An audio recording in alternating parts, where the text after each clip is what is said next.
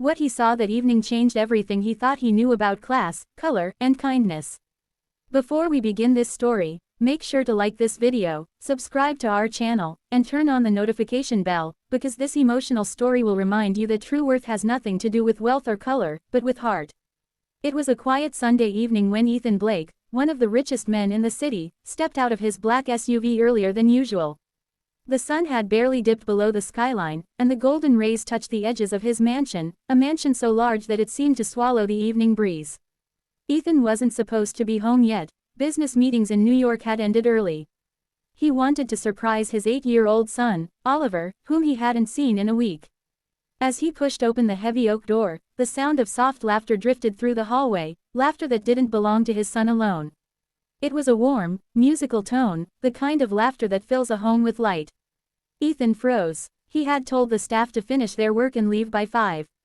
But it was now almost 6. He followed the sound to the study room and paused by the half-open door. Inside, he saw something that made him blink twice. His son Oliver was sitting cross-legged on the carpet, eyes bright and curious, while Amara, the young black maid he'd hired just 3 months ago, knelt beside him with a chalkboard. She wasn't cleaning. She wasn't tidying. She was teaching. "Now, Oliver," Amara said gently, pointing at the board, "if you have 3 apples and you give 2 away, how many do you have left?" Oliver grinned. "1. That's right," she said, smiling proudly.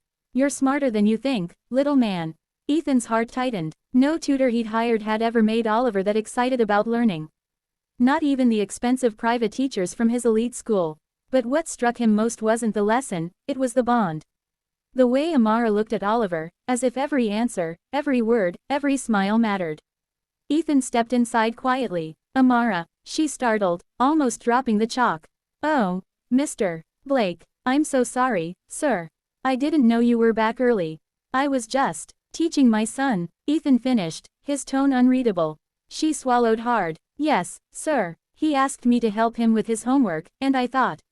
Ethan raised a hand. "It's fine. Continue." Oliver beamed. "Dad, Amara's helping me understand fractions. She said learning is like music, you just need rhythm." Ethan smiled faintly. "Is that so?" Amara nodded shyly. "Yes, sir. Every child learns differently. I used to teach at a small school back home, before I came here." Her voice trailed off. She didn't need to explain. Ethan remembered the brief note in her employment file, worked as an assistant teacher in Ghana before immigrating. For a moment, silence filled the room. Ethan had spent his life believing success was built only through connections, influence, and money. But watching his maid, someone who had none of those, pour her heart into his son's education stirred something unfamiliar inside him. He cleared his throat. "You were a teacher." "Yes, sir," she said softly. "But when I came here, my qualifications didn't transfer. I took this job to support my younger sisters. I didn't mean to overstep." Ethan looked at her, really looked at her this time, not as an employee, but as a woman who had carried her dreams across oceans. That night, he couldn't sleep. Her words echoed in his mind. "I took this job to support my younger sisters." He thought of all the times he'd walked past her in the hall without a word, all the times he'd assumed she was just another maid. Yet she had seen something in his son, a spark even he had missed. The next morning, he made a decision. When Amara arrived for work, she found Ethan waiting for her in the living room. "Amara," he began, "I spoke to Oliver's principal this morning. They've been struggling to connect with him in class. But after last night, I think I know who can help." She frowned slightly. "Sir," he smiled. I want you to become Oliver's full-time tutor. I'll handle your immigration papers, your certifications, and I'll make sure your sisters have everything they need. You deserve to teach again." Tears welled up in her eyes. "Mr. Blake, I don't know what to say." "Say yes," he said simply. From that day on, Amara became more than just a maid. She became a mentor, a friend, and a quiet force that transformed not only Oliver's life but Ethan's as well. Under her care, Oliver blossomed. His grades improved, but more importantly, he became kind, curious, and compassionate. He began volunteering with his father, inspired by Amara's stories of helping children in her village.